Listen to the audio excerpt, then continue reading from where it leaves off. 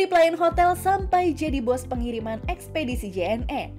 Sobat finansialku, langsung aja kita simak kisah sukses Zohari Zain yang dijuluki Crazy Rich. Ini dia.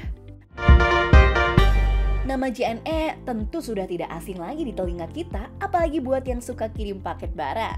JNE adalah pilihan ekspedisi yang sudah dipercaya oleh masyarakat Indonesia. Gak heran ya kalau tiap kali kita jalan, lihat kanan kiri, ada JNE. JNE ini sudah bertebaran karena titik layanannya aja sampai saat ini sudah mencapai lebih dari 6.000 lokasi di seluruh Indonesia. Kalau soal jumlah karyawan gak perlu ditanya lagi. Dengan ribuan titik layanan tersebut, PT Tiki Jalur Nugraha Eka Kurir atau JNE kini memiliki karyawan lebih dari 23.000 orang.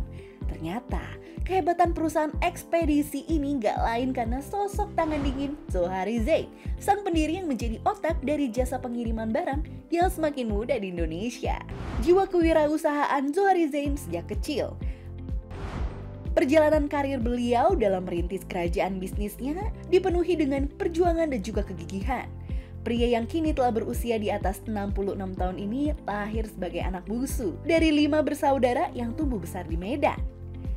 Zohari kecil sempat menjadi korban bullying di sekolahnya karena badannya yang terlalu kecil dan gak sama teman-temannya. Tapi ia pun mengaku kalau pengalamannya itu malah mengajarinya untuk menjadi sosok yang tangguh dan kuat. Sejak kecil, si bungsu ini memang sudah memperlihatkan jiwa kewirausahaan. Gak heran kalau kemampuannya ini ia warisi dari sang kakek yang adalah seorang penjual kue. Jiwa entrepreneur Zohari Zain semakin nampak ketika di bangku SMP. Ia sudah mulai memiliki bisnis sendiri dengan membuat majalah sekolah dengan menggunakan mesin tik jadul milik ayahnya. Dari setiap artikel yang telah ia buat dan dijilid, ia kemudian menjual majalah tersebut kepada teman-temannya. Alhasil, Zohari cilik mendapatkan keuntungan yang lumayan untuk anak seusianya dari penjualan majalah tersebut. Zohari menekuni bisnisnya tersebut hanya sampai di bangku SMA. Karena saat ia masuk kuliah, usahanya tersebut tidak dilanjutkan lagi. Ia mengaku harus fokus untuk mendapatkan pekerjaan selepas ia lulus kuliah dari Akademi Perhotelan Trisakti. Zohari Zain sempat jadi pelayan hotel. Setelah lulus kuliah, Zohari Zain diterima bekerja di Hilton International Hotel Jakarta. Wah, dari namanya aja udah keren ya. Tapi siapa sangka ternyata di hotel skala bintang 5 tersebut, Zohari Zain kerjanya sebagai pelayan. Tapi karena kinerja yang baik, Dewi Fortuna berpihak padanya sehingga ia pun diangkat menjadi supervisor kasir di front office hotel selama 5 tahun yang sekarang ini udah berganti menjadi Hotel Sultan. Merasa ingin mencari pengalaman baru, Zohari Zain kemudian mendapatkan kesempatan untuk bekerja di perusahaan berskala internasional, yaitu TNT, sebuah perusahaan jasa pengiriman multinasional. Kala itu ia mengawali karir dari nol sebagai seorang salesman. Karena perjuangan dan kegigihannya, ia kemudian mendapatkan kenaikan jabatan menjadi seorang operational manager TNT Indonesia.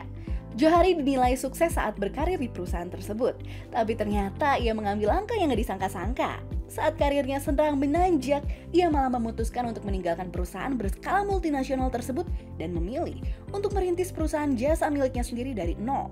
Perusahaan tersebut ia beri nama Worldpac, yang kemudian berganti nama menjadi Pronto. Zohari merasa keputusan besar yang ia ambil tersebut adalah benar, karena ia sendiri sudah punya jiwa entrepreneur dan dia merasa, wah, sepertinya saya sudah cukup mendapatkan ilmu dari perusahaan tempat ia bekerja sebelumnya. Ia memiliki visi besar di mana Indonesia harus punya perusahaan jasa pengiriman multinasional sendiri dan menjadi raja di negeri sendiri.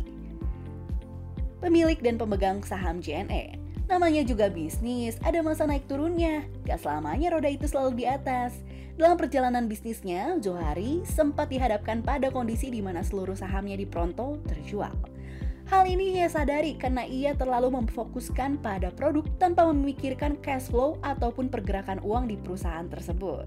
Gak lama berselang, ia memutuskan untuk bergabung dengan pemilik jasa pengiriman paket titipan kilat dan mendirikan PT Jalur Nugraha Eka Kurir yang lebih akrab dikenal sebagai JNE.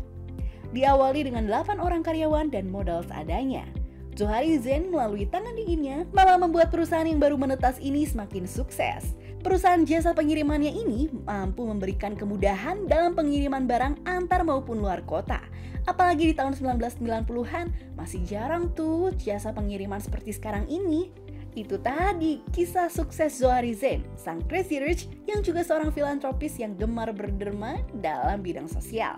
Wow, keren banget ya. Mendapatkan inspirasi hari ini? Jangan lupa like dan subscribe ya. Sampai bertemu di kisah inspirasi berikutnya. Bye-bye.